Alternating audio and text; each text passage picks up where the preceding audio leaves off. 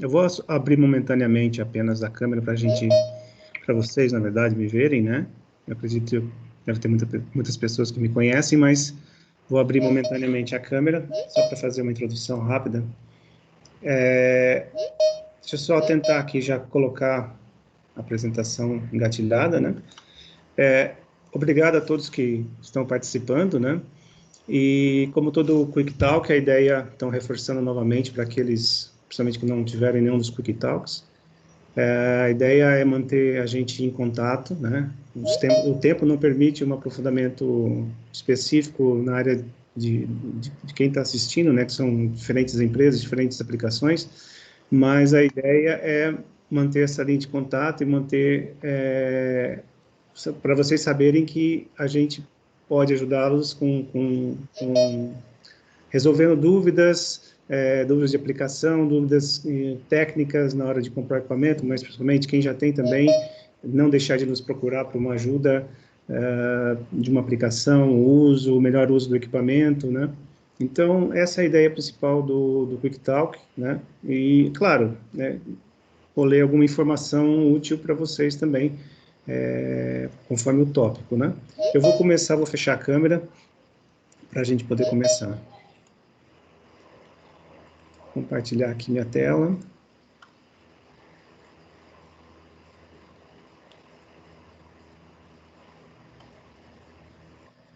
Só um instantinho.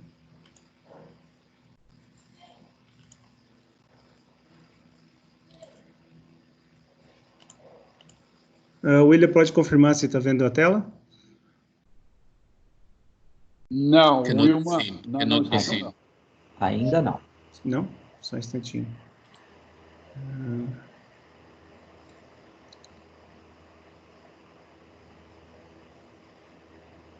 Só um instantinho, por favor.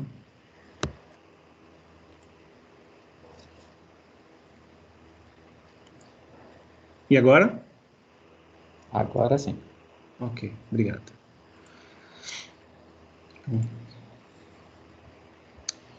Aqui o que a gente está chamando de ferramentas e geometrias, a gente colocou até o nome de ferramenta, normalmente a TA chama as geometrias ou a ferramenta, vamos dizer assim, que entra em contato com a amostra e está presa ao reômetro de geometrias, né, o que vai fazer medição.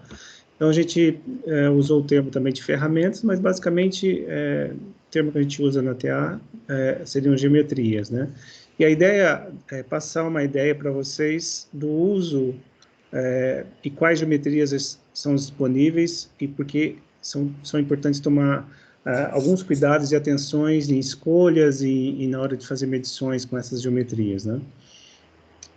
O principal na TA, ou pelo menos a forma como eu lido com a parte técnica envolvendo geometrias, eu sempre questiono o cliente qual é a amostra. Não precisa nem necessariamente dizer o valor da viscosidade. Se eu tiver uma ideia de consistência aproximada, já fica claro para mim qual a geometria que poderá fazer uma boa medição na amostra, né?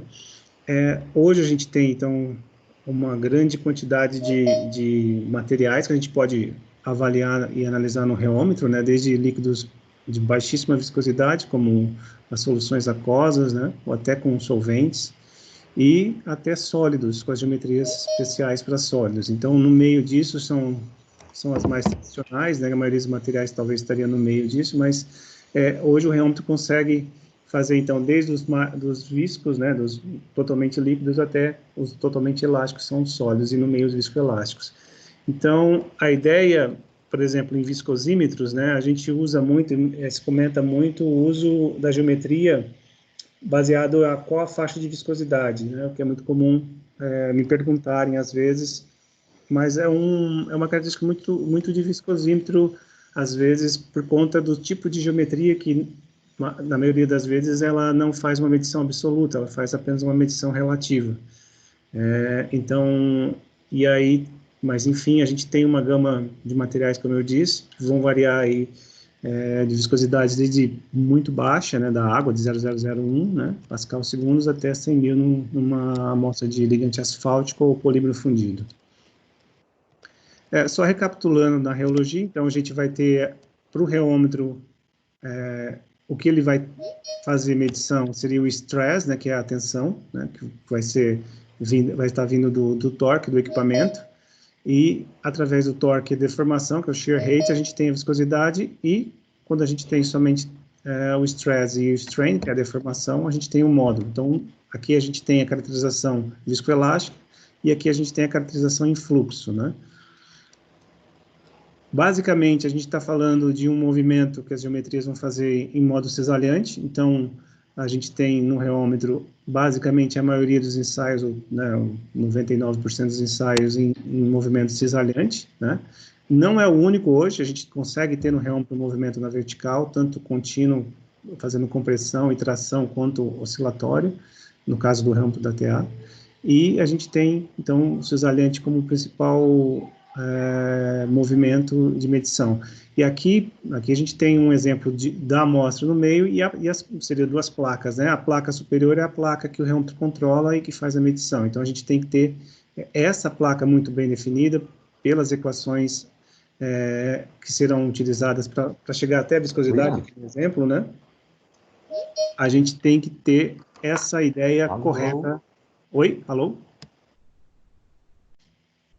William? Pode continuar, Wilmar. Ok.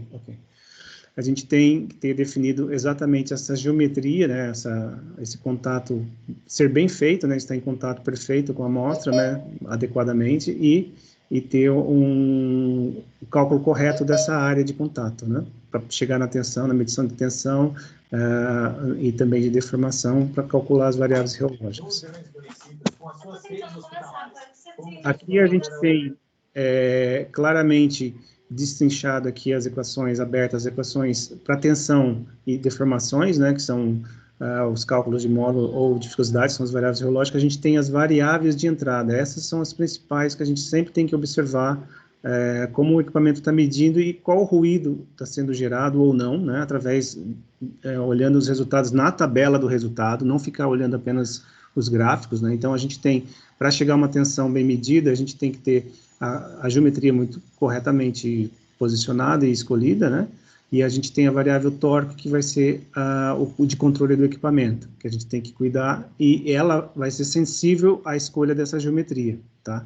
Então, é isso que a gente vai passar agora com as informações da geometria, esses cuidados que tem que ter para que a gente consiga fazer medições corretas de torque, de deformação, né? No caso, velocidade também, para poder tirar a variável reológica.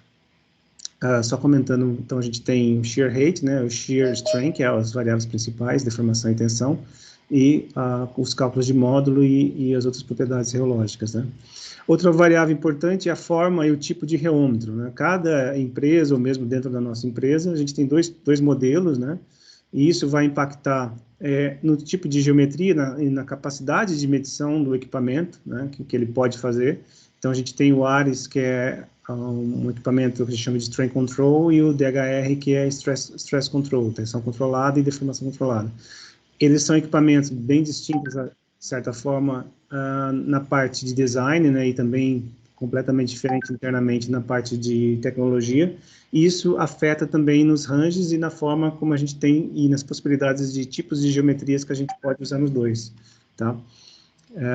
Aqui a gente tem, então, a forma como o motor aplica, por exemplo, no caso do ARES, né, que ele tem um motor na base e o sensor de transdutor na parte superior, separando totalmente as duas respostas e podendo analisar sem efeito de inércia, e o DHR ou qualquer outro reômetro do mercado que possui todos os detectores na mesma cabeça, né, motor e transdutor e deformação, sendo contaminado, infelizmente, por inércia, que é perfeitamente corrigível e calibrada, né. Mas, de novo, aqui é que a gente tem que definir, para que o equipamento faça essa medição correta, aqui de uma maneira tranquila, sem ruído e numa faixa de trabalho adequado para o tipo de amostra, né, para a viscosidade ou o módulo dessa amostra, a gente tem que definir muito claramente qual é a melhor geometria para começar esse teste, tá? Então, a gente tem aqui as variáveis chaves, né, de entrada, torque, deslocamento angular e velocidade angular, que vão ser calculadas baseadas, que vão chegar nos parâmetros reológicos finais, né, através das constantes da geometria. Então, a gente tem as constantes para o cálculo da tensão, da deformação, e aí sim a gente consegue chegar nas variáveis finais, que é a viscosidade e módulo. Aqui fica mais claro para a gente poder ver isso. A gente tem, por exemplo, para chegar no módulo de cisalhamento, o equipamento ele aplica o torque, mede a deformação e usa, baseado na geometria que está sendo usada, o software vai coletar as informações de dimensões e vai calcular qual é essa constante de forma, né, da geometria. Através, então, do torque a gente chega a tensão, deformação a gente chega, deslocamento a gente chega a deformação, né, e aí com tensão e deformação a gente tem, então, finalmente o parâmetro reológico. E o mesmo vale para a viscosidade, apenas acrescentando aqui no lugar da deformação, agora a deformação por tempo, que é a velocidade, né? Mas mantendo aí a ideia e a forma de calcular a variável reológica através das variáveis da geometria. Então, a gente tem o torque vai ser influenciado, né? O quanto a gente vai conseguir deslocamento de velocidade também vai influenciar, porque o tamanho da geometria pode influenciar a forma como esse material vai fraturar ou suportar uma velocidade, né? Uma deformação. A frequência, em todo caso, ela não é em si afetada, né? Diretamente, tanto pelo tamanho e tipo de geometria, né? Mas tem influência na questão da inércia, que a gente vai comentar. E a força normal, que é uma força na vertical, que, por exemplo, a gente não vai usar uma geometria de placa para fazer esse tipo de medição. A gente recomenda usar uma geometria de cone, por exemplo, porque a força vai se concentrar no centro dessa geometria. Então, se a gente olhar um reômetro, a especificação do reômetro, o que eu sempre digo para quem está começando o reômetro, ele dificilmente, não estou dizendo que ele não vai usar em algumas aplicações, tá? Mas ele usa muito mais, hoje, né, em termos de caracterização e potencialidade de caracterização do equipamento, muito mais as faixas de torque mínimos, né? Seja em fluxo, né, que a gente chama de steady shear, ou em oscilação. E a gente tem mais facilmente, se a gente não tiver com a geometria bem escolhida, a gente não consegue acessar, por exemplo, o mínimo que o equipamento pode chegar, né? O que é hoje num nível muito baixo, né? A TA é a única hoje de conseguir com o DHR3 chegar em 0,3 nanonewton-metros em oscilação, mas agora que entra o que eu sempre digo, uma coisa é o equipamento fazer essa medição, trabalhando, né, conseguindo com seu motor elétrico, né? Outra coisa é eu chegar, passar pela geometria e medir corretamente a amostra usando um torque tão baixo. Então, várias variáveis contribuem para isso, e uma delas, importantíssima, é a escolha da geometria correta para poder chegar a um nível tão baixo de torque, ou não necessariamente tão baixo, mas a níveis baixos ou de controle sem ruído, né? Então, a gente tem geometrias tradicionais, que são essas, normalmente a gente mostra nas apresentações, que são as concêntricas, né, chamadas de copo e cilindro, ou os rotores DIN, né, que são jaquetas com copo e rotor, que a gente usa desde médio até materiais de baixa viscosidade ou bem baixa viscosidade, né, a gente tem na faixa da água aqui, né. Depois, as tradicionais e muito utilizadas, o carro-chefe de qualquer reômetro, placa, placa-placa, ou cone-placa, que a gente está vendo o cone, mas tem a referência a um cone, né? E, por fim, o complementar, que na verdade o reômetro ele entra aí para ajudar a gente a ter mais opções de análise, ele consegue hoje entrar muito bem com, aqui não é a única geometria que a gente tem, né? Que depois eu vou mostrar, mas com geometrias para sólidos, para fazer DMA, dinâmico-mecânica em sólidos, para medida de TG, varredura de temperatura, enfim, tradicional DMA, com algumas limitações, mas muito potente e muito versátil para uma solução interessante, ao invés de ter dois equipamentos, por exemplo, em algumas situações. Hoje, então, assim, a gente tem uma gama de geometrias que são as mais tradicionais, então, começando aí, pensando em cone placa, né? Começando de 8 milímetros até 60, né, milímetros, então a gente tem as pequenas placas, né, ou cones, né, a gente usa para materiais mais viscosos, então eu concentro a tensão mais facilmente, o reômetro consegue medir mais facilmente uma amostra mais viscosa, com uma geometria de área superficial menor. Conforme eu vou tendo amostras com diferentes faixas de viscosidade, né, eu vou escolhendo, então, geometrias maiores, até, obviamente, um limite de tamanho, que no caso aqui é de 60, acima daqui, só mesmo colocando a amostra em copos, né, em cilindros, em geometrias cilíndricas. Então, aqui, ó, elas são, às vezes a gente tem geometrias muito próximas, né, de 40, 50, que elas vão fazer a mesma função. Não necessariamente uma vai ser melhor que a outra, isso depende muito do tipo de amostra. Há muito comum, às vezes, na negociação de um equipamento, por exemplo, me perguntarem, eu usava uma de 35, por exemplo, não é uma padrão nossa.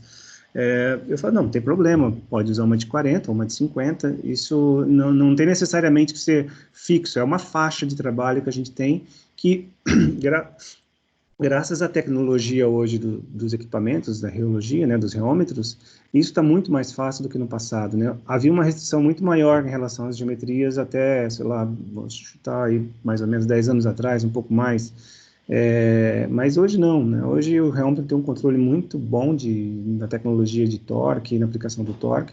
Então, as geometrias hoje a gente consegue fazer com uma geometria de 25, né, por exemplo, avaliar líquidos como água. A gente já fez vários testes, tem testes nossos, dá para avaliar. O que fica muito ruim, às vezes, é a forma de colocar essa amostra numa placa, né, não é ideal.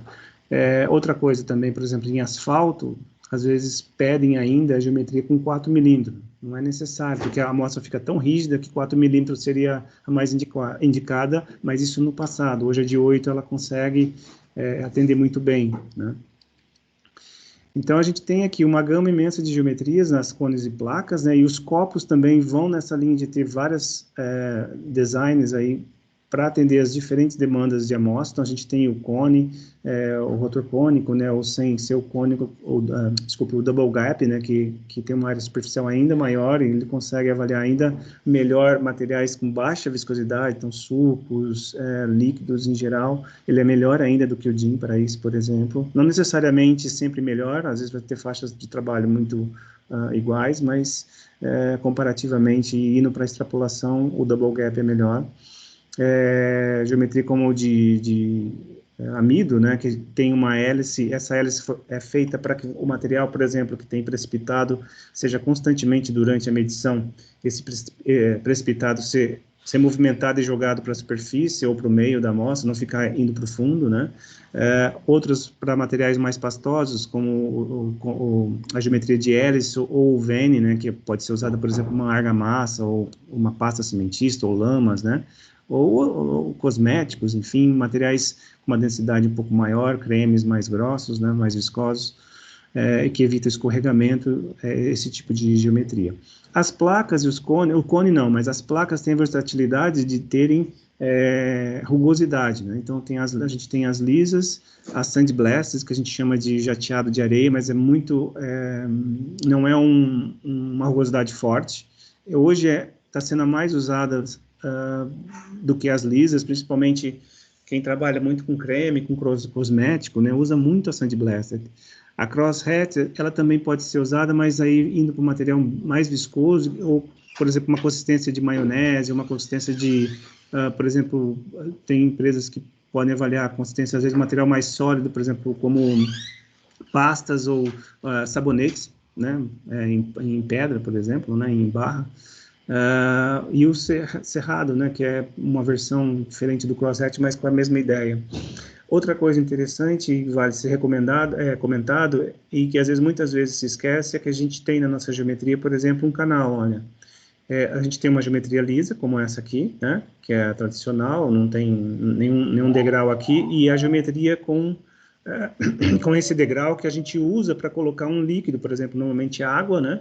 Fechar essa geometria com uma capa, que a gente chama de solvent trap, e evitar, assim, por exemplo, um ensaio um pouquinho mais longo, ou uma temperatura não tão próxima do ambiente, mas, sei lá, 28 graus, 30 graus, que o material pode facilmente começar a evaporar. Então, isso ajuda, além da capa, a gente consegue colocar o líquido aqui e favorecer, minimizar esses impactos de erros de evaporação, que acontece é muito frequente, tá? Outra vantagem que se tem hoje e que também pode ser usada é a base do sistema também ter geometrias, casando com as geometrias superiores. A gente tinha muito utilizado, ainda é utilizado, o Peltier Plate, que é a base totalmente lisa e grande, né, com uma geometria superior. Hoje a gente usa muito, e é muito mais versátil, usar uma geometria superior casando com uma inferior, o que facilita a limpeza da amostra, e também a gente consegue agora não só colocar essa rugosidade na geometria superior, mas também na inferior, o que também aumenta ainda mais, ou evita, né, os efeitos de escorregamento, né, durante a medição. Outra, não chega a ser uma geometria, mas vale a pena ser ressaltado, né, o uso de, então, como eu comentei, de solvent trap, que é essa capa, olha. Eu comentei que tinha a canaleta na geometria para colocar um líquido e evitar a evaporação, mas é muito comum, às vezes, nem colocar o líquido, mas sim sempre usar essa capa em cima, que a gente chama de solvent trap, que ajuda a evitar a evaporação, né? Por exemplo, principalmente quem usa cremes ou materiais com uma quantidade razoável de água ou líquido dentro, que vai, obviamente, ficar exposto e vai acabar evaporando durante a análise. Outra opção é um copo de imersão, né, que a gente, por exemplo, uma avaliação de hidrogel pode ser usada e a amostra fica toda submersa, né, então é um complemento aí para uma análise bastante interessante em algumas situações, né, específica, né. Então, voltando às geometrias, a placa paralela, então, ela vai ter as constantes de tensão e de tensão e de deformação baseado na sua geometria, né, em função do raio, né, e da altura, no caso da deformação, e apenas do raio, no caso da tensão, né. E a gente vai ter os efeitos na placa, conforme a gente muda para uma placa maior para uma placa menor, a gente tem um aumento da tensão de cisalhamento, conforme a equação, né? Diminuindo o R aqui, eu tenho um aumento da tensão aplicada. E o inverso aqui, no caso da tensão de cisalhamento, partindo de uma geometria, desculpe, o inverso em relação ao gap, né? Então, a gente tem um gap de 2, que é a abertura, o gap de 1 e o gap de meio. Conforme a gente diminui esse gap, a gente consegue uma faixa de cisalhamento maior. Então, por uma mesma velocidade, se eu diminuir o gap, eu consigo atingir taxa de cisalhamento maior, né? Isso só é possível em placas, os cones não permitem isso, né? A gente tem essa liberdade na placa de escolher diferentes gaps. O mais usual numa placa é o gap de 1. Quando não se sabe qual usar, já começa com 1. Mas qual que é a ideia aqui? A ideia é que o material, ao ser colocado, tem alguma estrutura. Então, por exemplo, tem material que é muito líquido, ele não vai conseguir ficar estruturado, por mais que você coloque uma quantidade maior, ele vai escoar para cá e não vai formar essa estrutura aqui no meio, você não vai conseguir fazer uma análise em 1 milímetro, né? Ou 1000 microns. Você vai ter que descer, não necessariamente porque você quer uma taxa de cisalhamento maior, mas porque teu material só consegue ser avaliado num gap menor. E o inverso para materiais elásticos, né? Quando a gente tem um material muito elástico, por exemplo, um polímero fundido, com cadeias moleculares maiores, a gente usa um gap maior, né? Então, ou com particulado, por exemplo, né? Para o particulado não interferir na medição. Então, a gente tem os gaps maiores, a gente não recomenda passar de 2, porque fica muito alto essa distância, né? E a gente pode não estar mais medindo o bulk da amostra. Então, sua medição reológica já não é tão boa. Dá para ir até 3, mas a gente aconselha ficar nessa faixa. Eu já fui, por exemplo, em medições menores do que 0,5, já fui até 0,2, mas aí tem problemas de paralelismo, alguns problemas, você mede, mas você está embutindo alguns pequenos fatores de erros que você não sabe quais são, né? Ou seja, você supõe de onde vem, mas teria que fazer algumas medições para ver se impacta tanto. Não é uma regra, mas é um aconselhamento, né? Não descer abaixo de 5 e nem subir acima de 2 milímetros. Outra coisa que a gente tem nas placas uma não homogeneidade da taxa de cisalhamento. A gente tem desculpe que, infelizmente, fazer apresentação de casa tem umas interferências. A gente tem aqui, então, a gente não tem homogeneidade na taxa de cisalhamento, né? A gente tem no centro a taxa de cisalhamento 0 e nas extremidades a taxa de cisalhamento seria medida na extremidade, seria maior na extremidade, né? Essa não chega a ser um problema exatamente, mas não é tão bom quanto um cone, por exemplo, que isso não acontece, a taxa é igual em todo o diâmetro da geometria. Então, essa é mais uma particularidade aí do uso de placa, tá? Então, quais são as vantagens de uso de placa, né? A gente pode, então, variar o gap, né? Desde meio, como eu disse, aconselhamento nosso, recomendação nossa de meio até 2, podendo ser um pouco menos, um pouco mais, mas não sair disso seria o ideal. Taxas alimentares ajustável, porque a variável em função do gap. Rampas de temperatura são muito fáceis de serem feitas, o gap, como é relativamente grande, né, a gente não tem problemas de expansão térmica da geometria. Fácil preparação de amostras em discos, por exemplo, polímeros fundidos, a gente já prepara o material em forma de disco e coloca nas placas, e isso facilita muito a análise. Pequenas quantidades de amostra, né, viscosidades na faixa aí, acima pelo menos de 10 milipascal. A gente consegue evitar problemas de escorregamento usando geometrias rugosas, né, o que a gente não consegue fazer isso em cones, tá? Apenas como informação, teve um cliente nosso que pediu uma geometria cônica com rugosidade, a gente conseguiu fazer, mas não é o ideal, uma rugosidade baixinha, né, não é nada muito diferente de um jateado, mas não é o ideal, não é o usual fazer, tá? Desvantagens, então, a questão das taxas de alinhamento não ser constante no diâmetro da geometria, né, e instabilidades, né, se você fizer um cisalhamento muito alto, uma velocidade muito alta de medição, você pode espirrar o material, é uma das coisas, e também o fluxo turbulento, gerando uma medida de viscosidade, por exemplo, que não é real, aí você estaria ocorrendo em erro. Quando usar as placas? Então, de novo, ela é bastante versátil, a gente pode usar para todos os materiais, praticamente, né, desde baixa até a alta viscosidade. Materiais macios, né, ou sólidos macios, que não estão sólidos ainda, um polímero fundido, um material, por exemplo, asfalto, ligante asfalto, que vai na estufa e passa por uma transformação e fica mais rígido, ou outros tipos de materiais nesse sentido.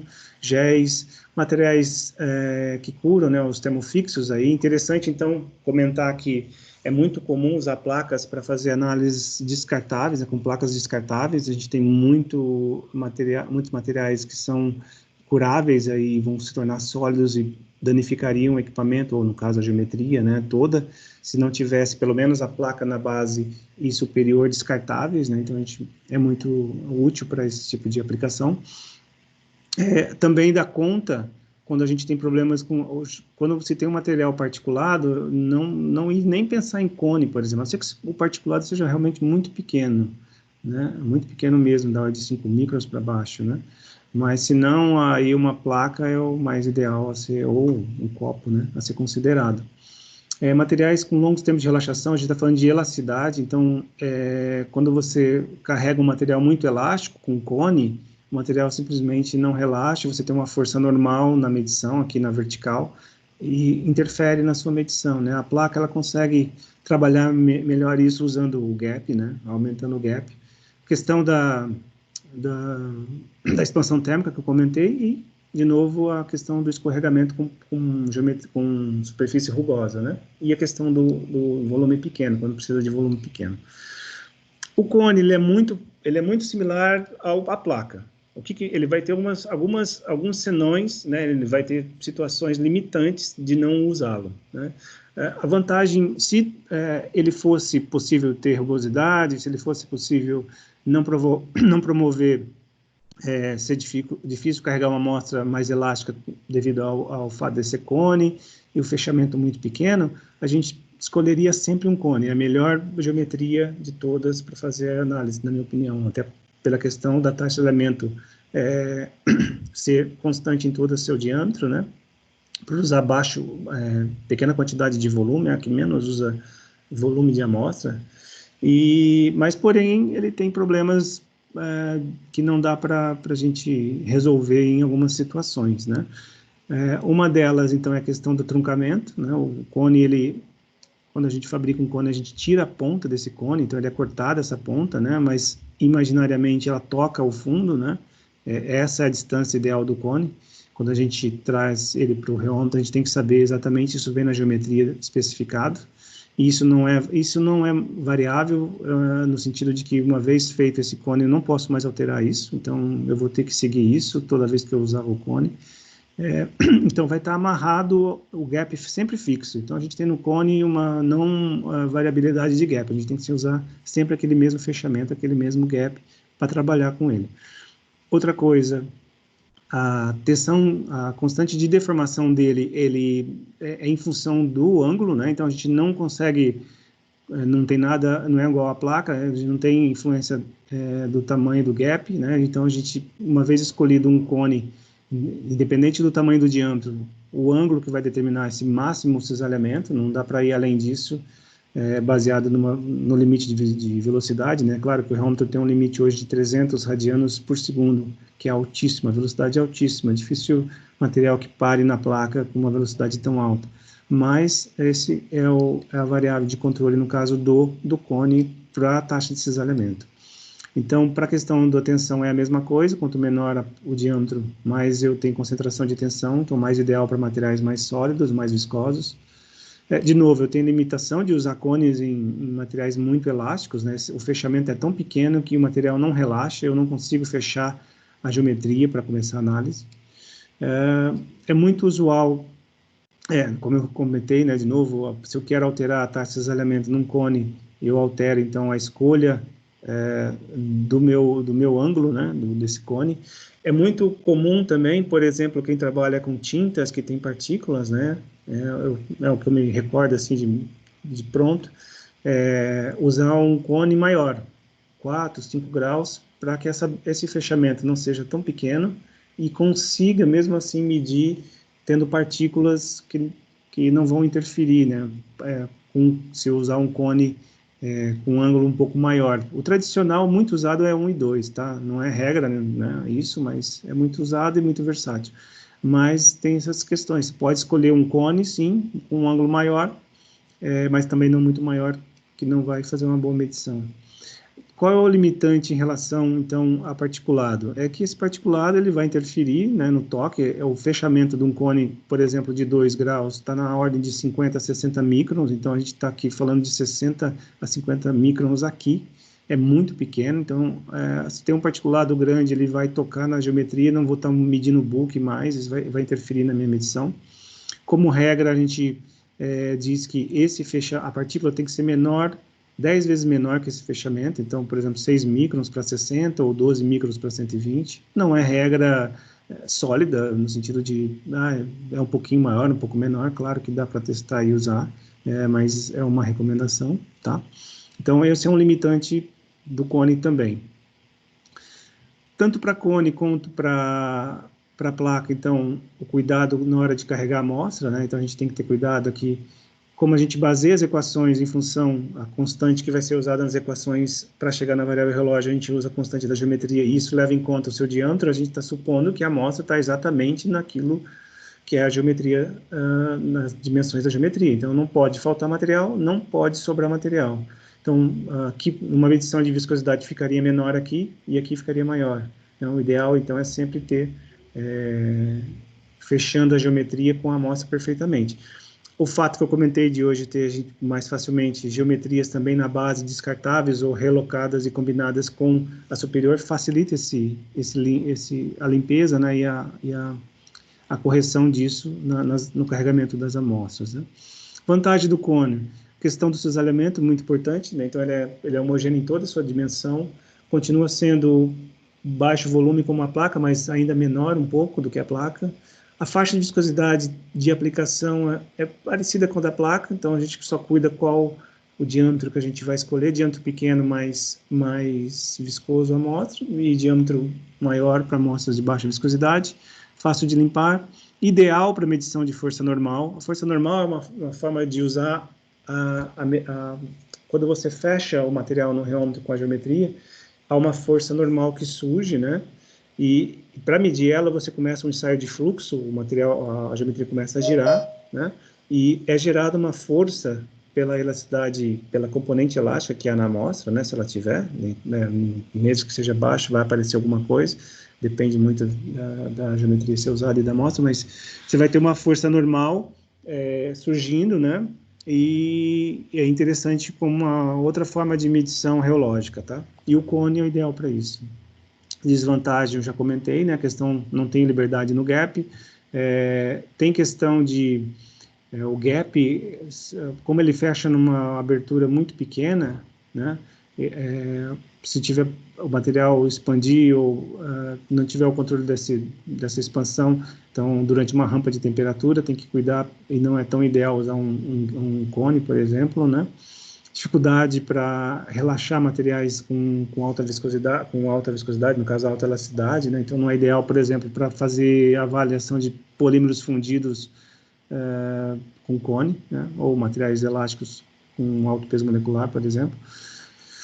Partículas, né? A questão da partícula que eu comentei. E instabilidade também, como na placa, a instabilidade de fluxo quando a gente tem velocidades muito altas, né? Problemas de espirrar a amostra durante essa análise. É a mesma coisa em questão, então, da faixa de viscosidade, altas taxas de alinhamento, eu consigo num cone melhor do que numa placa, por exemplo. Se eu tiver que fazer taxas mais altas, eu preferiria usar um cone, porque a amostra fica mais aderente ali, mais difícil de espirrar para fora. Medições de tensões normais, materiais não carregados, ideal e preferível usar temperatura isotérmica, testes isotérmicos, né? E pequenas amostras, quando eu tiver pequenas amostras. Os copos, ele traz uma versatilidade parecida com o que as placas fazem, mas agora usando mais, um volume maior de amostra. Há um problema em usar copos muito pequenos, é fácil ter mais erros nas medições, então eu sei que tem alguns clientes que querem usar um copo muito pequeno, mas tem um limitante para isso, né? Então normalmente o volume aí, que a gente pelo menos até usa como padrão, mas não regra, é um copo aí na faixa de 18, 20, 22 ml de amostra, né? Isso depende muito do tamanho do copo, tem outros modelos, mas enfim.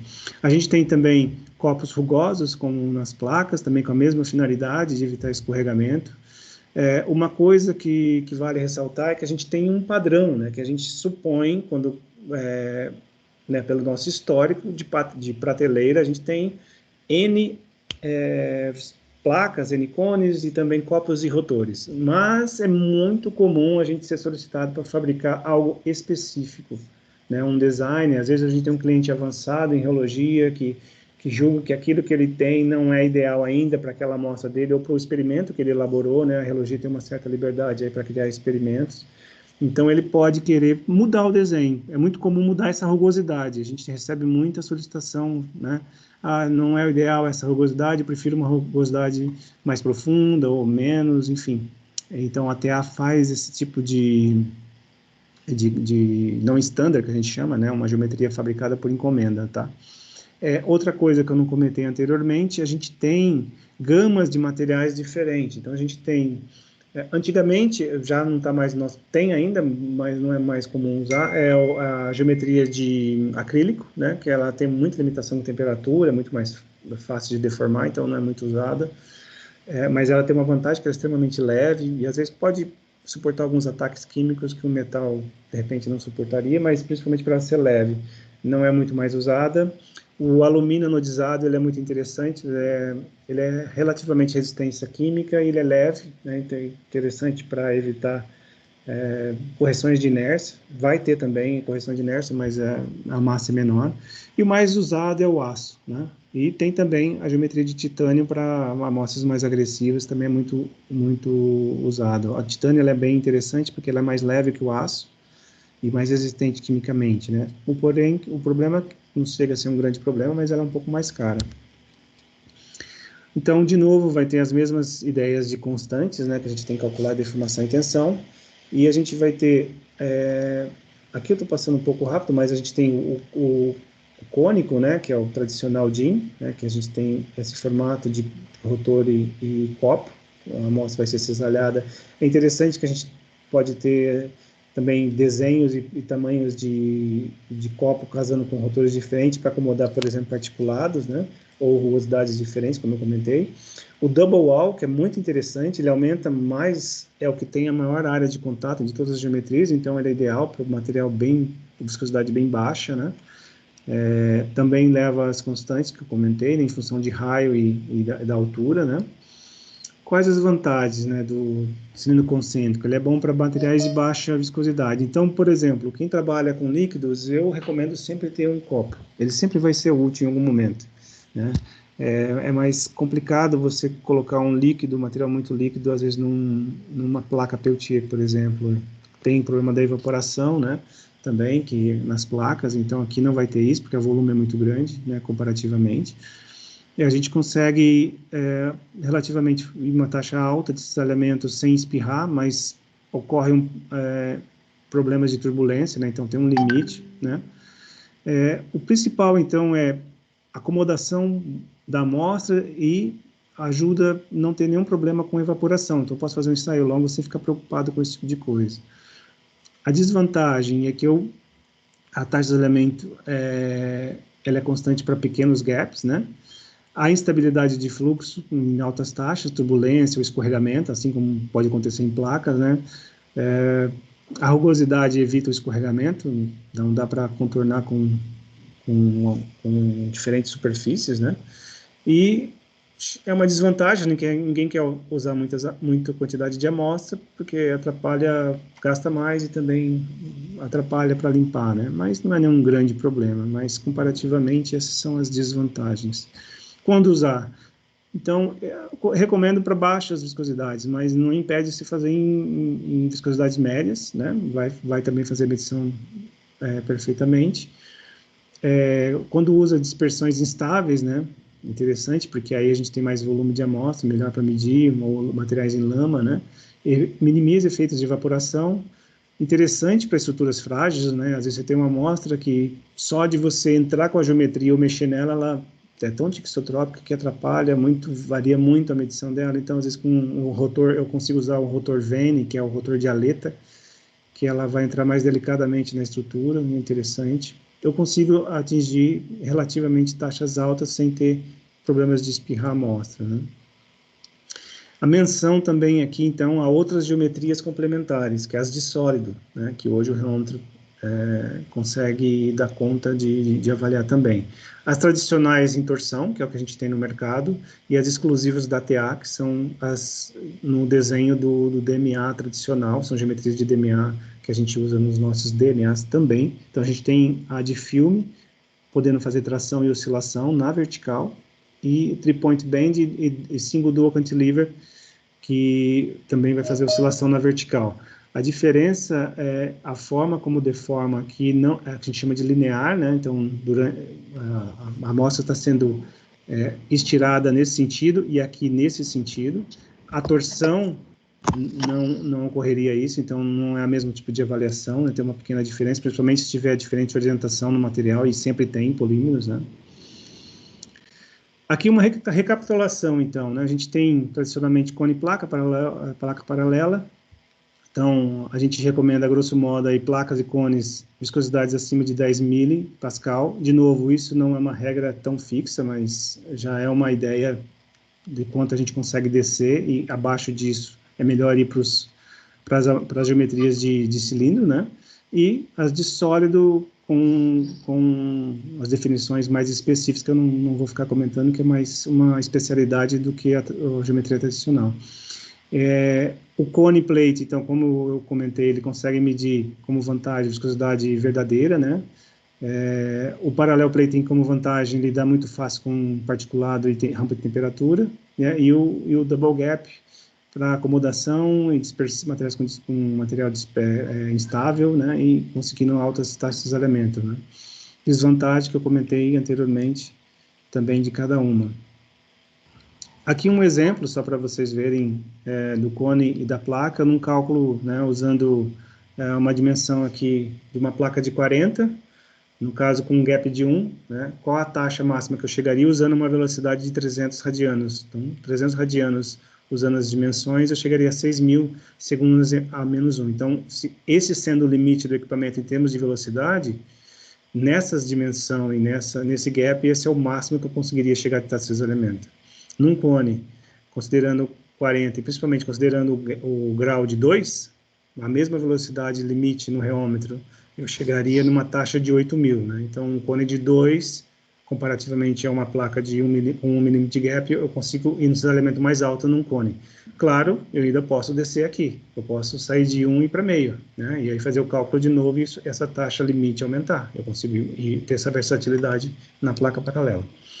Aqui um exemplo, eu não vou ficar comentando, mas uma tabela com alguns gaps para placas, diferentes diâmetros e o quanto consideraria chegar no máximo na taxa de desalhamento. Mas, de novo, com aquelas equações que eu apresentei, qualquer um pode calcular muito facilmente quais são esses limites e o uso dessas taxas, tá? Outra coisa importante que deve ser comentada, né? Toda a geometria, né? Isso é uma coisa característica da TA, deixar isso muito aberto, né? Que há essas calibrações e elas são necessárias, nenhum reômetro está isento disso. Então, elas têm que ser muito bem feitas e claramente explicadas. Então, a gente tem como fator, além da geometria, né, a gente tem a questão da inércia. A inércia do equipamento é a massa de todo o conjunto de medição, e a geometria está incluso. Muitos clientes perguntam para mim, quantas vezes eu devo fazer essa calibração? Teoricamente, uma vez só e a cada 3 meses repetir, ou tem clientes que usam isso todo dia, mas para geometrias eu não recomendaria, né? É muita coisa e não é necessário. Mas a inércia impacta, né? E o que impacta na inércia do cálculo da inércia, né? Que a gente tem que descontar dos resultados em relação à geometria, ou seja, é a massa. Então, se eu tiver uma geometria leve, ou uma geometria material mais leve, eu impacto menos. Se eu tiver uma geometria maior e pesada, eu impacto mais, né? Outras calibrações, como fricções, são necessárias, mas principalmente para ensaios de fluxo e não oscilatórios, porque a fricção é movimento contínuo, né? É rotacional e o oscilatório, isso não pesa, né? No nosso reômetro a gente não tem mais problema, quer dizer, a fricção existe, ela é muito baixa, mas comparativamente com concorrentes a gente não tem mais o rolamento, que é o bearing a ar, né? O nosso bearing é magnético, então não tem ar lá dentro, que daria um pouco maior fricção. A expansão térmica, né, que a gente pode colocar, normalmente eu indico qual o valor, mas o cliente pode ele mesmo colocar uma vez para aquela geometria e não precisa fazer mais. E o mapeamento rotacional, que é uma espécie de linha de base de torque, também só usado para ensaios de fluxo, não para ensaios oscilatórios, né?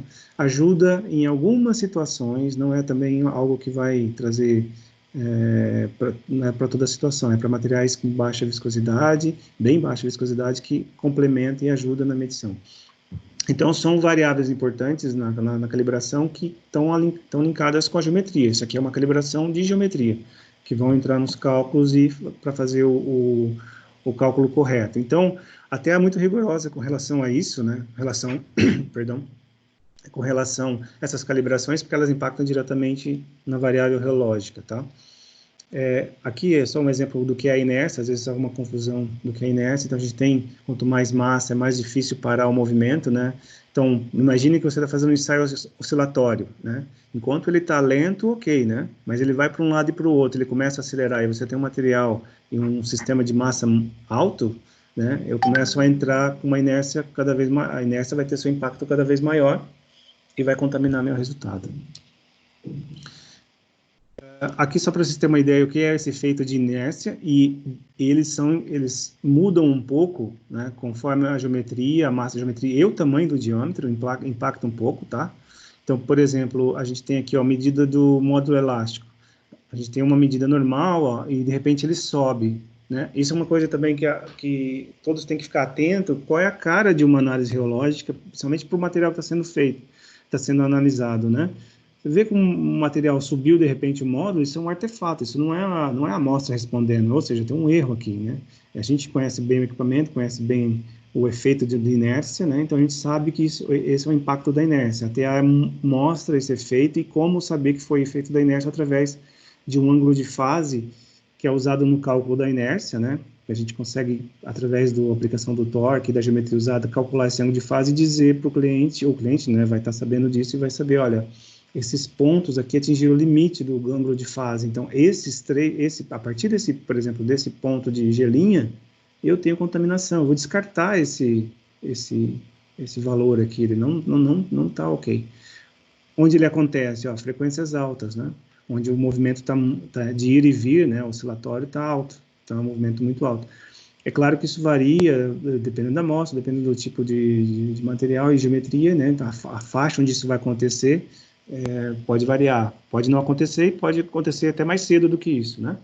Então, é importante saber identificar isso e a TA é bem clara nisso e acredito eu, a única empresa que mostra isso no reômetro, tá? Outras variáveis importantes que são calculadas, e às vezes o cliente nem se dá conta, são variáveis de compliance, variáveis da geometria que entram no cálculo, né? Que isso pode ser, que a gente não abre, o cliente consegue ver, mas não consegue necessariamente ficar fazendo alterações, né? Vem de fábrica, mas de qualquer forma a gente tem também essas informações abertas.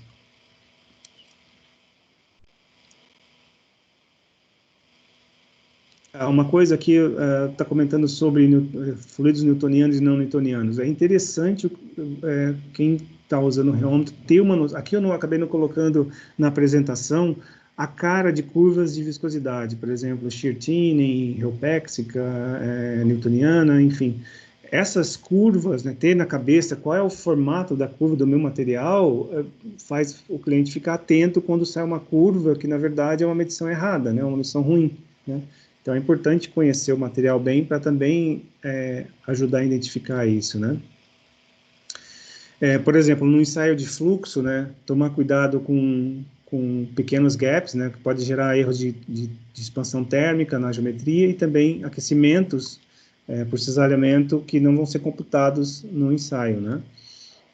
De novo, a questão do gap, né, da faixa de uso de gap, também tomar cuidado com os fluxos secundários, né, quando se faz uma velocidade muito alta, você cria um fluxo turbulento e a viscosidade sobe, né? Isso é um efeito errado de medição, né?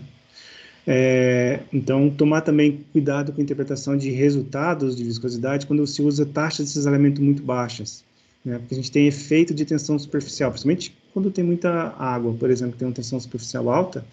O que a gente tem? A gente tem que a viscosidade está alta, e na verdade não é viscosidade, é só efeito de tensão superficial numa taxa muito pequena, e a tensão superficial é maior, é grande o suficiente para atrapalhar a medição da viscosidade e gerar uma viscosidade mais elevada. Aqui a gente tem uma comparação da água a 25 graus, né? A gente tem também outras comparações com placas de 25 milímetros também, tá? Mas a gente tem aqui uma placa de 40, um cone de 40 com 2 graus e um cônico, um rotor DIN cônico. Então, veja como eles estão, no fundo, medindo a viscosidade. A água, que é newtoniana, está sendo medida aqui, ó. Essa é a viscosidade que deveria chegar a todos, né? Mas olha o efeito do uso da geometria, tá? Que vocês podem estar sendo enganados por uma geometria. Então, por exemplo, aqui, ó, é tensão superficial. Tudo isso aqui é tensão superficial. No caso, esse mais extenso aqui, ó, é o DIN, é o cilindro concêntrico, né, o copo com rotor. Então, a gente consegue, no copo com rotor, vamos dizer assim, uma faixa de interferência menor, tanto da tensão superficial. A tensão superficial foi gritante, ela interfere, claro, mas a gente tem que estar atento que isso é uma tensão superficial, que o material não é pseudoplástico, por exemplo, ou algo assim, mas é um newtoniano que está com um problema aqui que está ligado ao que é a característica da amostra e a geometria usada. Já num cone placa ou numa placa-placa, a gente tem também esse efeito da tensão acontecendo também, e muito fortemente também o efeito de fluxo secundário, ou seja, o material newtoniano não vai, com a taxa de cisalhamento, aparecer o aumento da viscosidade aqui, né? Então a gente tem aí o efeito de fluxo turbulento dificultando a medição da viscosidade. Então são artefatos no experimento e que as geometrias impactam, tá? Então a gente tem geometrias que estão fazendo exatamente a mesma coisa, estão medindo muito bem na faixa que a gente sabe que não tem interferência, porque em outras extremidades a gente pode ter uma geometria melhor do que a outra, ou mais indicada que a outra, né? Então aqui, voltando à questão da geometria rugosa, para evitar escorregamento, a gente tem diferentes geometrias, conforme eu falei, cross-hatch, né, que é bem rugosa, que é essa que está na imagem, e a jateada é muito usada para cremes, né, em materiais com uma estrutura mais sólida, né, como géis mais duros, ou uma pasta, ou enfim, esse tipo de material que pode escorregar mais facilmente. Então, por exemplo, quando é interessante, né, quando você está com movimentos muito pequenos, né, e isso pode acontecer nas tensões baixas ou esses elementos mais baixos, a gente tem intenção, muitas vezes, de medir uma variável-chave, que é a tensão de escoamento. Então, a gente tem aqui um exemplo de uma amostra verde, em que houve uma queda, né, com o aumento da tensão de cisalhamento, na medição da viscosidade. Essa queda é um artefato, né? Houve um escorregamento aqui, e que a gente não viu na amostra com geometria, na mesma amostra usando uma geometria rugosa. Então a gente tem uma pasta, né, que a verde escorregou e a laranjada com crosshatch, né, com a rugosa, a gente não teve o escorregamento e conseguiu medir né, perfeitamente ou com mais assertividade a tensão de escoamento. A tensão de escoamento é uma medida que pode ser muito escorregadia no sentido de variar muito, né? Se não tiver cuidado, você vai ter uma faixa para a mesma amostra, se fizer, sei lá, 3, 4 testes para a mesma amostra, você vai ter uma certa variabilidade do teste se não cuidar esse fator, né? Se não tiver muito bem trabalhado a geometria a ser usada, o gap a ser usado, para não ter essa variabilidade grande, né? Então, a rugosa é interessante, né? Aqui tem um gráfico, de novo, de tensão de escoamento, um dos tipos de medição, né, que a gente pode plotar no gráfico, e que pode isso aqui ficar, esse pico aqui, né, essa alteração de direção na tensão, ter uma variabilidade grande se não tiver a geometria corretamente bem escolhida, né. Então, aqui a gente tem um outro caso, que é o caso de amostra saindo do gap, né. Então, por exemplo, você está com cisalhamento muito alto, sua medição está vindo, né, de viscosidade, e o material está com cara de pseudoplástico aqui, e de repente ocorre esse ruído. Aconselho sempre os clientes a plotarem tensão de cisalhamento, que ela mostra, às vezes a viscosidade não mostra, quer dizer, ela vai mostrar também, mas a tensão mostra sempre muito bem, né? Há uma mudança de curso aqui da tendência da curva que você tem que identificar o que aconteceu. No caso aqui, também é traiçoeiro essa questão de instabilidade, tá? Tem amostras, por exemplo, que são usadas em placas. Por exemplo, eu já usei uma graxa que ela tinha um particulado, né, dentro, né, que era partículas de alumínio, ou, por exemplo, em tintas, ou qualquer outro tipo de material que tenha particulado, ou que seque nas bordas, pode acontecer esse tipo de coisa, né? Você começa a fazer o cisalhamento, vai aumentando, e você começa a ver a tensão ficar toda ruidosa. Na verdade, nas bordas da placa já está acontecendo ou o espirramento, né, para fora, muito nitidamente, ou não, ele está apenas saindo um pouco do limite ali da geometria, às vezes o olho nu, você está distraído, não percebe, e está computando esse dado errado, tá? Tem que tomar cuidado com esse tipo de coisa. Aqui, por exemplo, o uso de uma placa, por exemplo, fazer cisalhamento no material de polietileno de baixa densidade a 190 graus. Também não é ideal fazer cisalhamento em polímero fundido, né, devido à alta elasticidade. Não tem um range, está vendo que aqui a gente chegou, não conseguiu chegar direito a 10 segundos aqui de cisalhamento, taxa de 10, né, para esse material, ou seja, é muito baixa para avaliar um polímero. Então, o ideal seria, no caso, um oscilatório, mas aqui dá para mostrar o efeito da fratura, né? Normalmente polímero fratura nas extremidades, a gente não consegue medir mais nada. Cuidado também na escolha e como preparar a amostra, né? Então, aqui estou postando a amostra em pó, em pellet e intermediário, né? Preparar, de repente, uma placa antes de colocar na geometria, ou prensar essa amostra, né? Principalmente polímeros, é ideal, ou preferível, prensar e formar discos, né? Que é o caso do exemplo aqui.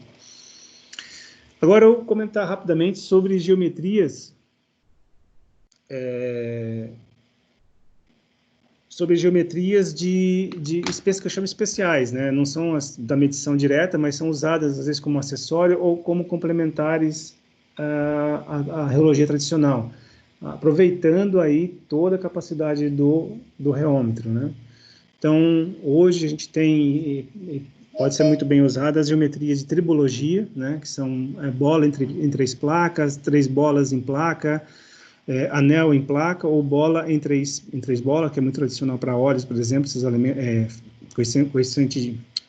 coeficiente de fricção em óleos, por exemplo, né? A gente tem sistemas de aquecimento em placa ou em forno, né, para aumentar as faixas de temperatura para ser usadas essas geometrias, né?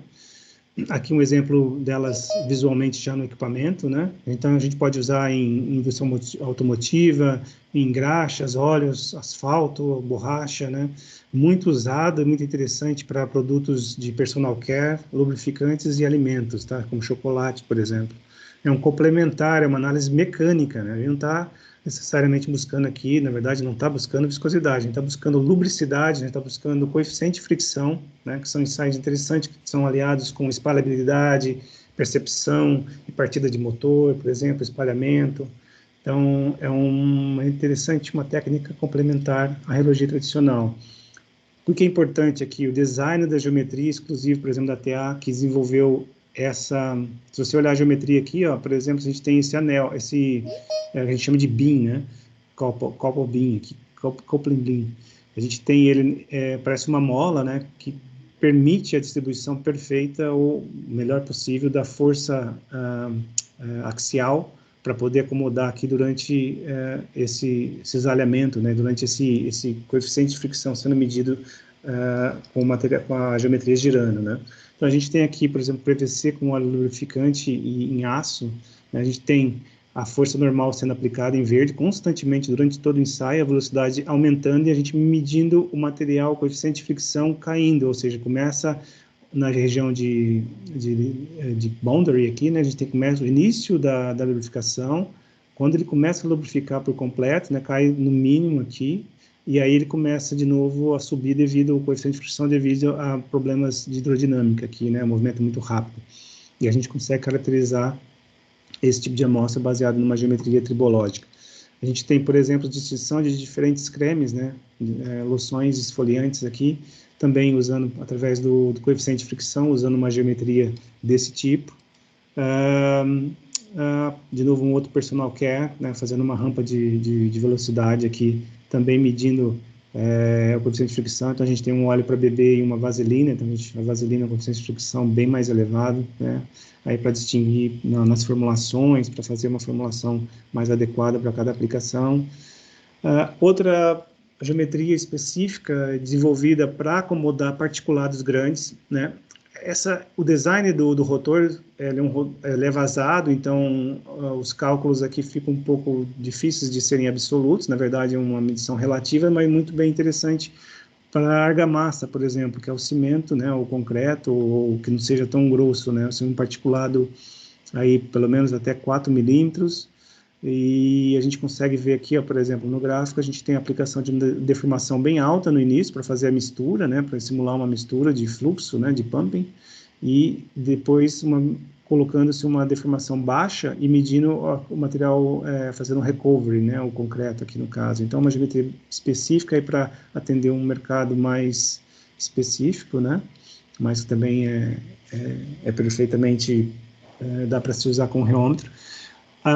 Aqui eu estou falando dessas geometrias que está aparecendo agora, são as geometrias usadas para umidade relativa, então uma câmera de umidade relativa. Então a gente tem uma gama de materiais aí que são sensíveis, importantes de serem caracterizados reologicamente em função do ambiente, da umidade que está no ambiente, né, que tem que ser controlada. Então a gente tem geometrias desenhadas especialmente para essa câmera, entre as tradicionais que eu comentei, tribológicas e para sólidos, né, como a de filme, o three-point bending aqui, mas existem específicas, que são as de annular ring aqui, né, e ostrace diffusion, que são desenhadas especificamente para permitir a difusão dessa, por exemplo, uma placa paralela, a gente só tem a extremidade em contato com a umidade. Já uma geometria de anel anular aqui, a gente tem toda a parte central da amostra aberta para entrar em contato com o ambiente. Então, a gente tem uma difusão, né, dinâmica aí com o ambiente, que vai medir muito melhor, né? Outra geometria muito interessante, principalmente para quem usa polímeros, e aí a TA não usa isso para estirar filme sólido, tá? A gente tem uma geometria para isso, para filme sólido, que são as geometrias de reologia extensional, que são as viscosidades elongacionais, a gente chama, ou no caso extensional, né? E a gente tem para o Ares desculpa, está mudando aqui, mas vou segurar. A EVF, que é uma patenteada da TA, que ela tem uma forma de movimento particular de giro em relação ao que tem no mercado.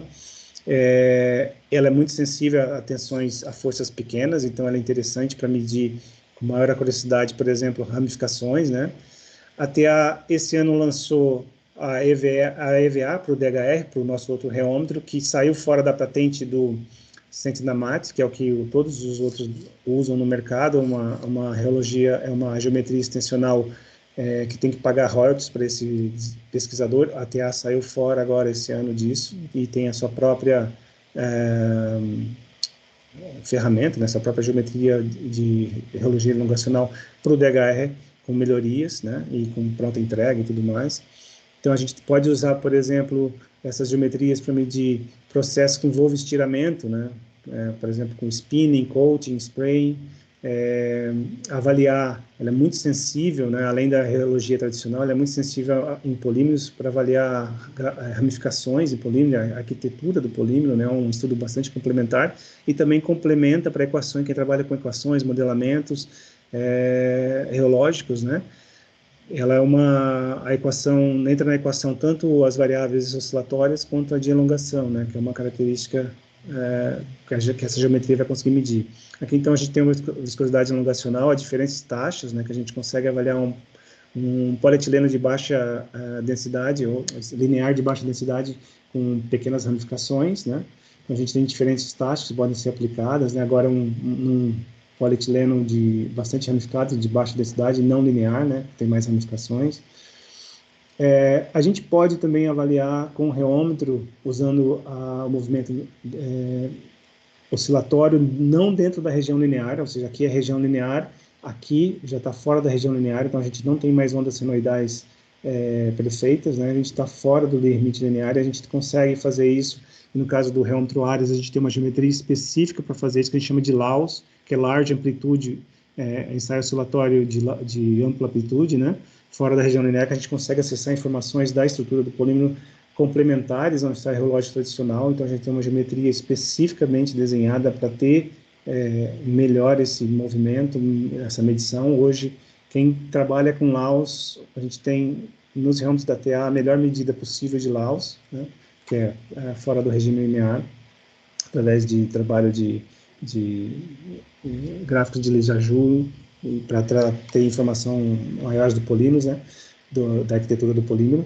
A gente tem, obviamente, geometria específica para luz UV, que tem que ter uma característica específica de desenho, né.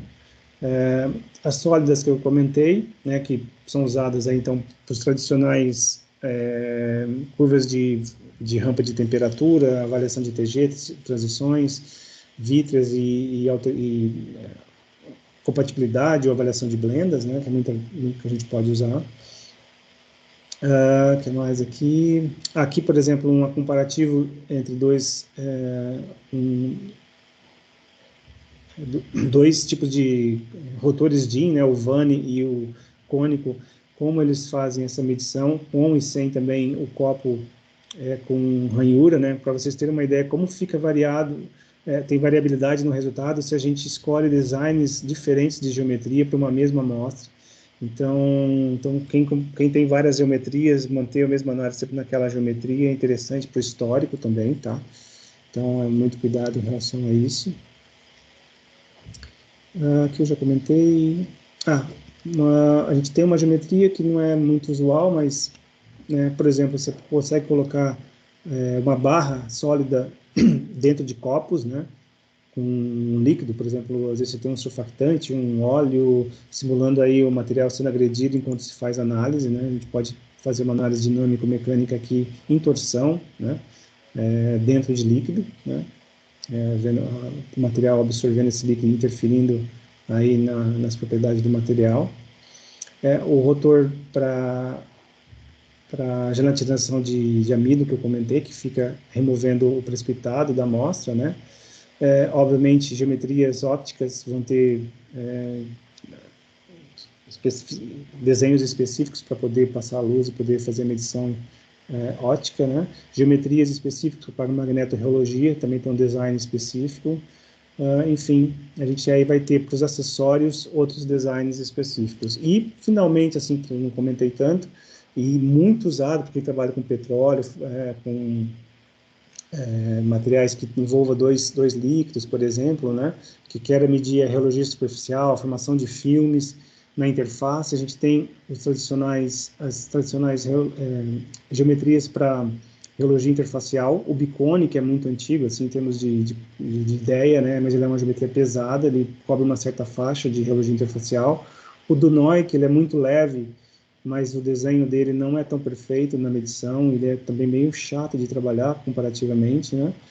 E o double wall, que é característico da TA, né, patenteado, junto com o Gerald Fuller, que a gente tem um contato em forma de diamante aqui, que promove um fluxo cesariante correto, né, em relação ao Dunoy, e a gente consegue fazer medições numa faixa mais estável também de aplicação de torque, né, exige do torque mínimo do equipamento, esse tipo de geometria. Então, a gente pode fazer aplicação de alimentos, biomédicos, aproveitamento de óleo, né, em indústria de petróleo, né, avaliações surfactantes na interface, né, efeito de partícula, está sendo bastante usada a rheologia interfacial. Agora, até a gente também se especializou bastante em rheologia interfacial, tem a bomba, né, que mantém o líquido de forma dinâmica, não mais estático também, durante a medição. Então, são geometrias específicas e interessantes para se complementar à rheologia tradicional. Aqui são exemplos de surfactantes em diferentes taxas de cisalhamento, né? Geometrias para acessórios, aqui um dielétrico, né, para aplicação de campo oscilatório, não tem problema de inércia e a frequência pode ser atingida a mais de 100 mil Hz aí, para a gente conseguir caracterizar materiais como PVC, PVDF, PMMA, PVA. A geometria de eletrorreologia, para materiais sensíveis ao campo elétrico e alterando a sua viscosidade, né? Então, geometrias com design específico. Geometria de copo, no caso double wall, no caso do Ares, é o único ramo para fazer isso, fazer análise em plano, tanto na vertical quanto no plano cisalhante ao mesmo tempo, né? Então, a gente consegue a gente consegue ver a anisotropia de alguns materiais específicos, né, principalmente materiais complexos, né, géis, espumas, enfim, era isso que eu queria passar. Eu corri um pouco no final, mas as geometrias, a ideia é mostrar quantas geometrias elas impactam aí a escolha da geometria impacta nas suas medições, né, e o quanto a gente tem de variabilidade, o quanto dá para se trabalhar em cima delas para melhorar, às vezes, um desenho, uma non-standard, ou mesmo saber que uma geometria pode ser bastante versátil, né? Tem clientes que, às vezes, com uma geometria consegue fazer 90% das análises que precisa, porque a geometria pode realmente cobrir diferentes faixas e trazer a medição tranquilamente de acordo com o que se precisa, né? Legal, Era irmão. isso. Muito obrigado, irmão. Eu que agradeço. Temos várias perguntas aqui. Frederico, você vai passar um resumo. Wilman, eu vou passar para você todas as perguntas pendentes e você responde agora. Dá uma olhada no chat. Peraí. Respondo aqui agora ou depois? Pode responder agora. Pode responder agora. Deixa eu ver onde começa aqui, peraí. Me ajuda a achar a primeira, começar de cima. Olha uma coletânea de todas as dúvidas pendentes. Pelo último. Barra de plágio vai até o final. Eu fui até o final, ok. Então, essas são as perguntas pendentes. Ah, tá. Tá aqui, eu achei. Tá bom, vou falar aqui então. Tá, a primeira pergunta é da Luciana, né? Quando o cliente pede o uso de uma geometria que não se encaixa nessas opções conforme a viscosidade, posso dizer que o ensaio está errado ou impreciso? Não sei se eu entendi direito. Quando o cliente pede o uso de uma geometria que não se encaixa nessas opções conforme a viscosidade, posso dizer que o ensaio está errado ou impreciso? Eu não sei se eu entendi, mas está dizendo que... Oi. Quando você ler o resto da pergunta, você vai entender. Ah, tá. A saber, o cliente pediu um ensaio de um material altamente viscoso na geometria Vane. Por várias vezes o Helm travou, porém deixei o ensaio em andamento. Ele não aceitou que fizesse placa a placa.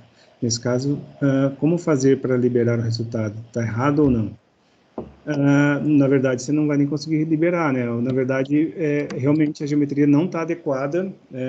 O motivo de ter Vane, assim, precisa ficar claro qual é a ideia. A medida em si tem que ser a principal informação, né? Que é o que? A viscosidade, o módulo, e desde que você atinja isso, fazendo de uma melhor forma, com uma geometria que não gere erros, ela vai estar certa. Então, provavelmente, o cliente que solicitou exigiu o Vane porque ele supõe que é escorregadia ou é uma amostra muito frágil. Frágil não é porque você não conseguiu nem fazer a medição, né? O material é altamente viscoso. Então, provavelmente para não escorregar, né? Eu não faria um material altamente viscoso com Vânia. Eu não conheço o detalhe do caso, né? Mas, obviamente, eu não concordaria em fazer uma avaliação dessa, a não ser que o usuário me provasse o motivo de usar um Vânia e não uma outra geometria mais adequada. Uma placa a placa, por exemplo, é mais adequada, né? Outra coisa, o material viscoso não se deve fazer, ou não se deveria fazer ensaio de fluxo, né? Vai ter fratura, vai exigir o torque do equipamento, você não vai conseguir um cisalhamento muito alto, vai ser uma curva de viscosidade muito limitante, né? Muito limitada em informação. Vai ter muito mais informação no material viscoso, de alta viscosidade, uma análise oscilatória, e aí você vai acessar muito mais informação do que um ensaio de fluxo. Imagina que foi fluxo aqui, né? Até porque o reômetro não conseguiu, travou, né? Devido provavelmente à viscosidade alta. Enfim, para mim está errado, né? Está errado e eu teria que discutir melhor com esse cliente por que ele está definindo isso, né? O Guilherme Fiorenzi, em relação à quantidade de amostras, existem métodos que aplicam rampa de temperatura normalmente de 80 a 0. Quando o material está a 80, preenche perfeitamente o gap. Já a 0 é visível que ele expande. Esse excesso pode causar erro acima de 5%. Não sei dizer se é acima de 5%, mas pode causar erro. A gente tem no nosso reômetro como você fazer o acompanhamento da amostra encolhendo usando a força normal, a força axial, perdão. Você seta essa força axial antes do experimento e o reômetro ele vai sempre manter em contato a amostra, né? Um dos problemas do encolhimento é exatamente perder o contato com a geometria e poder gerar erro, né? Já com a força axial ativada, esse contato vai estar garantido durante todo o experimento, mesmo que o gap diminua por encolhimento. Então, eu acredito que você está ocorrendo em erro, só não sei te dizer se chegou a 5%, tá? Mas dá para mexer nesse, se você não está usando força axial, dá para melhorar isso, tá bom? A Elaine, posso ajustar o gap de acordo com a força axial selecionada para o uso da geometria paralela? Acredito que sim, pois tem esse artifício no software. Sim, você pode, por exemplo, materiais com muita elasticidade, você às vezes procura ajustar o gap para relaxar essa tensão, você pode acionar a tensão para que ela relaxe, né? Para que ela fique ativada e não fique sobre compressão ou sobre tração, né, durante o experimento. Então, amostras que promovem esse tipo de coisas, é interessante ter a força axial ativada antes do experimento, porque aí o próprio reômetro evita isso, né? Porque a Elaine novamente pergunta, por que a força axial se apresenta negativa durante a análise? Isso é um problema? Não, não é um problema. Ela ser positiva ou negativa não é um problema. Significa que o teu material está puxando ela para baixo, porque na direção para baixo, o material, que é compressão, é negativa. Se você empurra para cima, né, a geometria, a força, é só sentido de orientação mesmo, para cima é positivo, para baixo é negativo. Sua amostra está puxando para baixo, o que não pode ser, ser muito alta, né, não passar muito de 1 newton, 2 newtons, 3 newtons, tem amostras que às vezes não dá para controlar tão bem, mas se você ativa a força axial, aí ela vai ficar no patamar que você quer. Se você pedir 1 newton, mesmo que a sua amostra puxa a cabeça do reômetro, ele vai ajustar de novo para 1 newton e vai relaxar. Então, dá para fazer isso, tá? É normal ter força normal, tanto positivo e negativo, depende do experimento e da amostra. Você está encolhendo ou expandindo, tá? Gabriel Naga, a melhor forma de ajustar a quantidade de amostras das geometrias do tipo placa a placa, não ficar com falta ou excesso, seria com esse suporte de base? Não, na verdade, ter uma base que... Estou supondo que você está falando da geometria na base, né?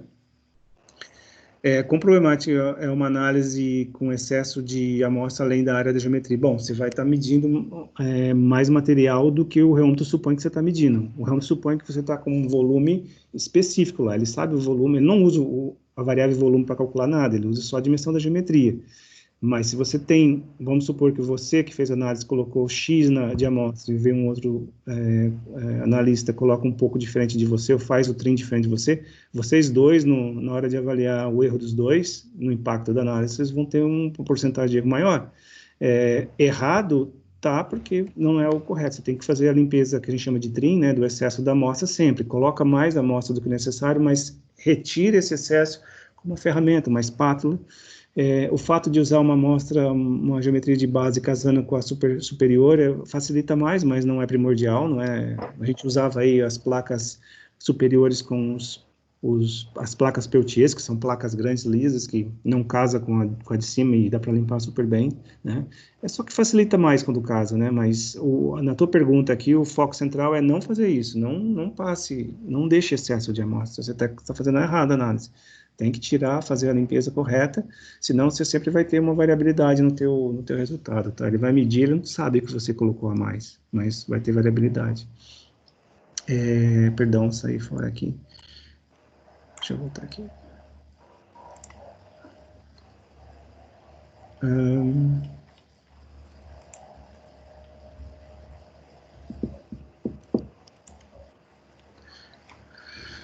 Acho que eu perdi aqui o teu, Fred, peraí. Entrou mais pergunta. Aqui, achei, perdão. Então, do Gabriel, fazemos a calibração da inércia, fricção rotacional todos os dias. Queremos a reoma, independente do teste. Essa frequência é prejudicial? Não. Pecar por excesso nunca vai ser prejudicial. Eu só acho que você toma tempo desnecessário fazendo toda hora essa calibração. Mas não, de forma alguma prejudicial. Você está, na verdade, fazendo o melhor dos mundos, né? Só está em excesso, né? Eu faria todos os dias a inércia do equipamento, sem geometria, só por questão de confiabilidade, que está tudo bem. Nem isso a gente recomenda no nosso manual, é 3 meses. Eu também acho um pouco demais, mas 30 segundos a inércia do equipamento. E a geometria eu faria uma vez. Talvez como padrão de ISO dentro da empresa, ou norma criada dentro de vocês de procedimento padrão de operação, uma vez no final da semana, numa sexta-feira, numa segunda-feira, checar a geometria que vai ser usada e sim calibrar ela novamente toda, só para garantir o início da semana com essas calibrações. Mas não, você não está prejudicando em nada, você está fazendo o melhor dos mundos até. A Elaine, para fazer ensaio oscilatório apenas no dia, basta eu calibrar a inércia? Não precisa calibrar a fricção e rotational map? Então, de novo, o ensaio oscilatório não leva em consideração fricção e nem rotational map. São calibrações que têm um impacto aí pequeno em fluxo. Então, o oscilatório, o que impacta é mais a inércia mesmo, inércia do equipamento e da geometria. O fato de você não ter calibrado, o Hamilton não perdeu a calibração, tá? Não se esqueça disso. Ele só se deu algum problema, né? Aí pode ser até algo sério, mas ele não vai perder a calibração, né? Você usa a calibração como verificação. Eu gosto mais de chamar essa calibração de verificação do que uma calibração, porque a calibração mesmo é feita com uma peça certificada de 1 kg, né, NIST, que é usada pelos nossos técnicos ou pela TA quando produz o equipamento. Então, ela não vai perder da eletrônica, a não ser que dê algum defeito, né? Mas o que pode acontecer? Se você não calibra ou não faz o que eu chamo de verificação, você pode estar com um problema no equipamento e nem saber. Então, a ideia, principalmente se você que faz ensaio oscilatório, começa o dia, faz a calibração sem geometria do equipamento. Como eu disse, pode fazer da geometria uma vez por semana, só para certificar que está tudo bem, né? E faz do equipamento e começa o ensaio, né? Não precisa se preocupar em ficar fazendo da geometria também, não. Mas, de novo, repito, fricção e rotational map são ensaios, são calibrações de fluxo, não impactam em oscilação, tá? Elaine, não entendi muito bem a explicação do baixo no ensaio rotacional. Eu não sei exatamente qual explicação você se refere, não ficou claro para mim, tá, Elaine? Se puder repetir depois, mandar de novo. Elaine, de novo, pergunta, quais são as principais preocupações para eu trabalhar fora da RLV? E qual a geometria para esse tipo de ensaio? Na verdade, cones de placas e placa-placas são para o ensaio oscilatório, né? E os copos também. Então, não está atrelado à geometria, ao ensaio, se está na região linear ou não, né?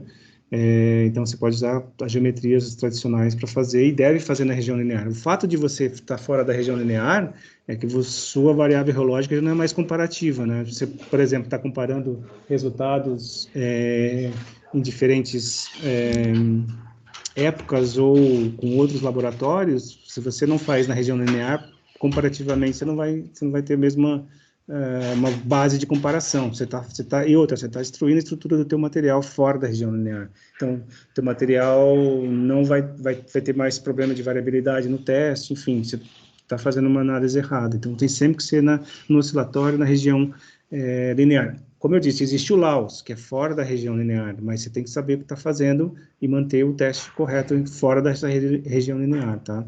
Não é o que é o padrão para se fazer análise oscilatória. Que mais? Alguma outra pergunta? Tem uma pergunta bem lá para baixo, irmã, do Ângelo Denadai. Tem da Elaine ainda. Ó. Em um conjunto de amostras com espessuras que variam um pouco, o gap deve ser igual para esse conjunto de amostras? Não. O gap em si, ele não estaria errado você fazer um gap de 1, 1,5 ou 0,8, por exemplo, e comparar as amostras. Né? A gente pede para fazer sempre igual para ficar isso mais padronizado e diminuir a variabilidade, mas o rheômetro estaria medindo igual.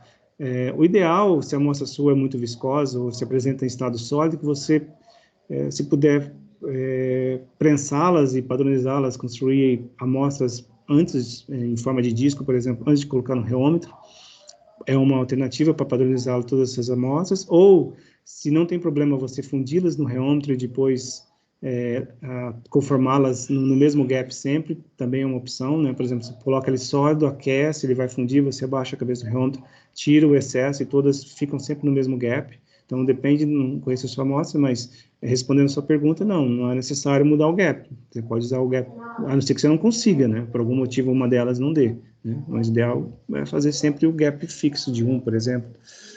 Tá bom? Celso, tem geometrias para espuma líquida?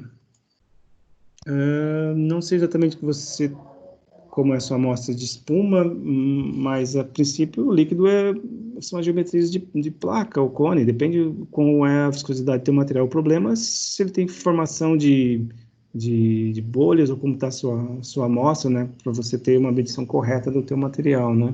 Agora, se, por exemplo, espuma, formação de espuma, uma radiologia interfacial pode medir essa formação, como é que está, né, essa interface, mas a princípio não tem uma geometria para espuma, tá?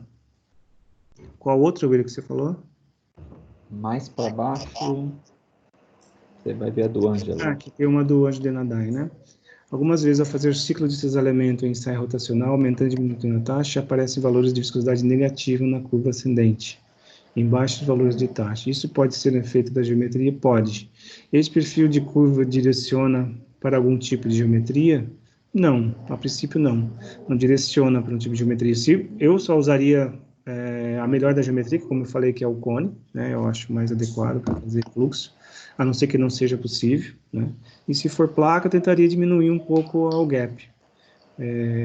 Mas não tem uma geometria específica para isso, tá? Depende de qual é a tua amostra e qual a geometria que você está usando e o casamento das duas, tá?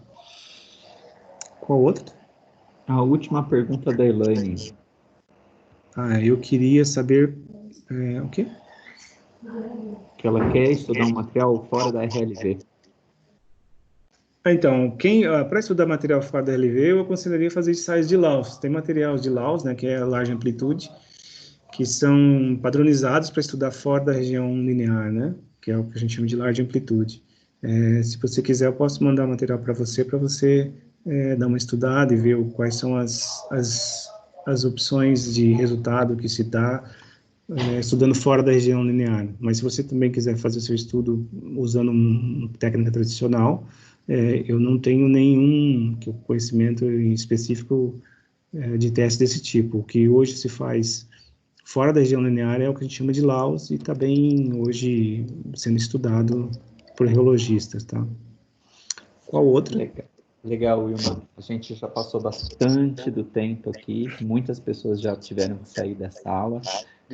O Frederico já passou os nossos e-mails de contato aqui, os nossos canais de contato.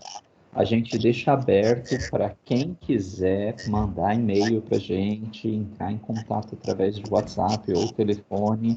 Nós estamos aqui em todo esse período de quarentena para dar apoio para vocês à distância, tá? Nosso relacionamento não é porque a gente não está se vendo que ele não vai existir. A gente quer agradecer muito a presença de todos, mais uma vez.